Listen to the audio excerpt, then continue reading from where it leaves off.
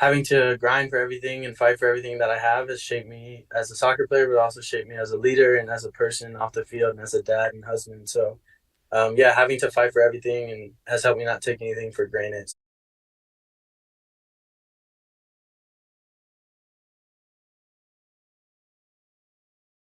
Probably say sometime in the beginning of high school or end of middle school, I began to see that one, I had a big love for the game and got a lot of joy out of playing, but also I would dedicate time to it and enjoyed getting better at it and going through the struggles of it too.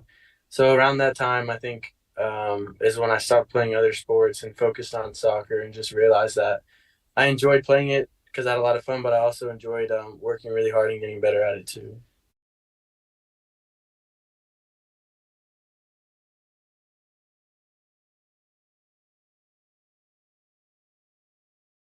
Honestly, for me, there was a lot of struggles in it because, like I said, I was a late bloomer in high school and just physically as well as technically and tactically and all that. But I got overlooked a lot, and my club team was always really good. And I had a club coach who trusted me and knew the quality I have, even if college coaches were kind of overlooking me. So at the time, I just talked to coaches, see who was interested, and the one school that was always interested was Belmont Abbey, and then there was one down in Florida that was Division One, Stetson, and then one in Alabama, UAB. And those schools had an offer from Stetson. They wanted UAB, it was just a roster spot. And meanwhile, the Belmont Abbey coach had been recruiting me for a while, and I kind of wanted to go somewhere that would play right away.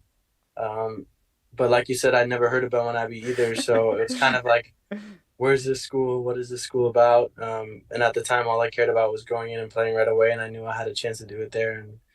And I knew that they would develop me individually, and that was a big part of it as well.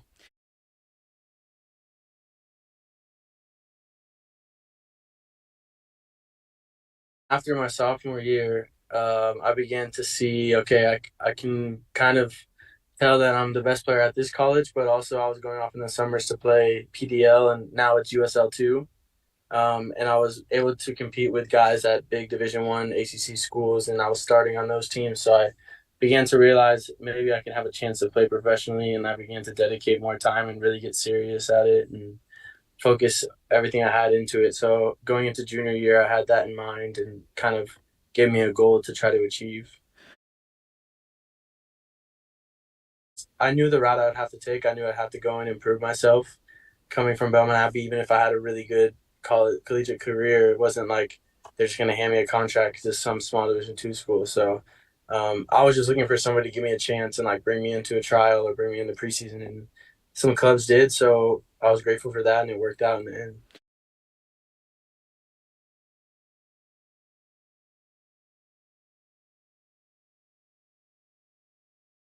It's tough. There's different languages. Guys have different roles in the team. Some guys play every minute. Some guys don't see the bench at all. They don't even make the 18. So, but I think for me and what I've learned and what I try to do is to create trust between me as the captain and every other teammate on the team, whether they're a guy who is going to start every game or is going to start 1 or 2 games or not play at all. I want them to feel just as valuable because at the end of the day, they are. They're in the locker room every day. They're at training every day. They have an impact on this team.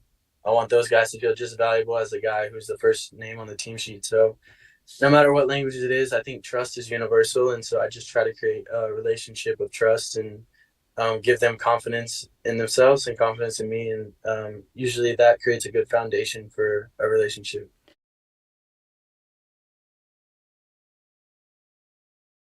Being on the outside looking in, obviously you see the guys who are getting drafted from really big schools, and you see guys who are signing homegrown contracts nowadays. And then there's like a bunch of different avenues, like myself for an example, or some other guys that I played with that come through small schools or come from out of the country and end up in lower divisions. And you just see like there's quality everywhere you look in this country, all different levels. So I would just say like my eyes have been open to quality and players coming from all over, whether it's small schools, whether it's not even going to college, guys from overseas that fall out with the top divisions over there, and just seeing them end up in second, third divisions here is pretty eye opening and a cool experience to be a part of.